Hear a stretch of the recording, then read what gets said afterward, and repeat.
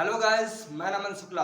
आज आपके लिए लेके आया हूं स्वतंत्रता दिवस के इस पावन अवसर पे आप सभी के लिए सारे भारतीयों को और सारे जो भारत में रहने वाले और पाकिस्तान में रहने वाले लोग को है, इन सबको हमारे तरफ से बहुत सारी स्वतंत्रता दिवस की हार्दिक शुभकामनाएं। मैं पाकिस्तान को साथ साथ में क्यों हार्दिक शुभकामनाएं कह रहा हूं, ये इस वीडियो के लास्ट तक आपको पता चल जाएगा।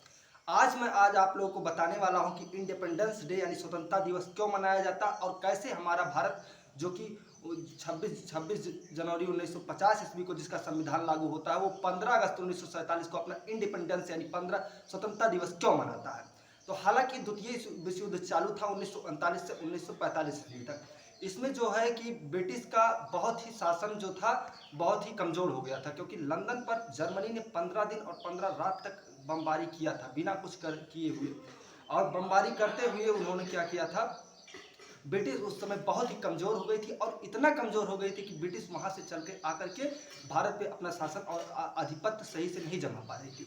जिससे ब्रिटिश शासन ने क्या किया, तुरंत तुरंत क्या किया, 24 मार्च 1946 ईस्वी को एक कैबिनेट मिशन गठन करती है, जो कि एक त्रिपक्षीय मिशन होता है। इसमें 3 आदमी आते हैं और भारत आकर के वो भारत का संविधान का निर्माण करने के लिए यानी भारत को किसी तरीके से आज़ाद करने के लिए, उसको हस्तांतरित करने के लिए काम करती है। और वो 24 मार्च 1946 ईस्वी को आती है और 24 जून 1946 ईस्वी को पूरा होकर चली जाती है, यानी 3 महीने की ये प्रक्रिया उनकी रहती है।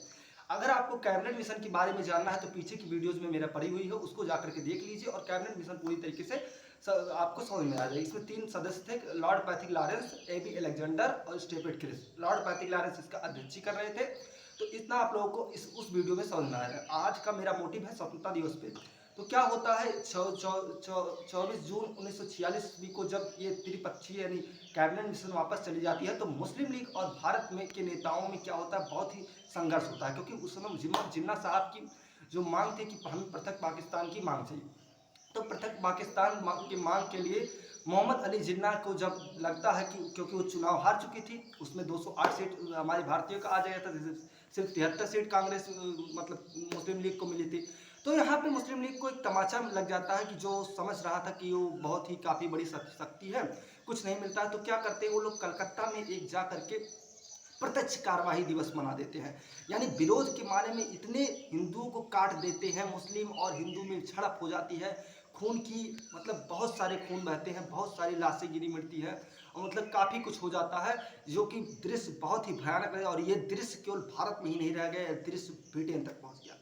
और ब्रिटेन पर पहुंचने के बाद में तुरंत वहां के प्रधानमंत्री कैलिवेंट इटली ने 16 अगस्त 1947 को एक प्रस्ताव रख दिया। और इस प्रस्ताव में उन्होंने कहा कि हम भारतीयों को यानी इस भारत को हम आने वाले 24 जून 1948 तक हम भारत को पूरी तरीके से स्वतंत्रता कर देंगे, यानी स्वतंत्र कर देंगे। ये उसका बयान था उस समय।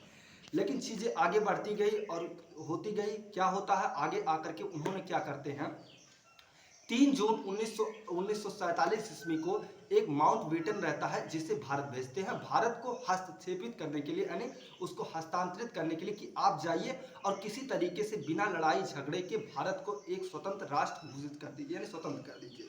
लॉर्ड माउंटबेटन आता है और लॉर्ड माउंटेन देखता है कि भारत की स्थिति में काफ़ी कुछ बदलाव रहता है और वो कहते हैं कि अगर आप लोग मेरी बात नहीं मानोगे तो हम आपको पृथक करके आज़ाद कर देंगे। हालांकि माउंटबेटन देखता है और समझता है कि इसमें ब्रिटिश को लाभ होने वाला नहीं, क्योंकि ब्रिटिश की शक्ति उस समय खत्म हो गई थी। ब्रिटिश तो इतना नहीं कर पा रहा था कि सही से भारत को चला पाए। तो वो लोग क्या करते हैं, माउंटबेटन को एक माउंटबेटन योजना लेके आता है और इस योजना में उसमें वो कहता है कि हम आने वाले 15 अगस्त 1947 को भारत को आज़ाद कर देंगे पूरी तरीके से। यानी आने वाले 15 अगस्त को हम भारत को पूरी तरीके से आज़ाद कर देंगे और उससे पहले आप लोग क्या कर लीजिए, सबसे पहले पाकिस्तान का पृथक कर दीजिए, उसके बाद हम आपको आज़ाद कर देंगे।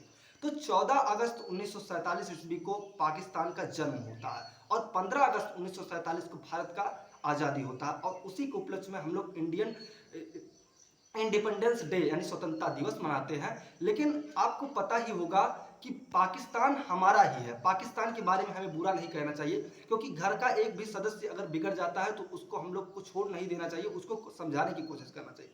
तो मेरा ये मैं हमेशा सोचता रहता हूँ कि कभी ना कभी पाकिस्तान आकर के भारत में मिलेगा, क्योंकि आपको पता ही है कि पाकिस्तान का जन्म होता है और इतिहास किसी भी इतिहास में कहीं ये नहीं मिलता है कि भारत का जन्म कब होता है, क्योंकि पाकिस्तान एक जन्मा हुआ व्यक्ति है और हम लोगों के सामने ही जन्मा हुआ व्यक्ति है।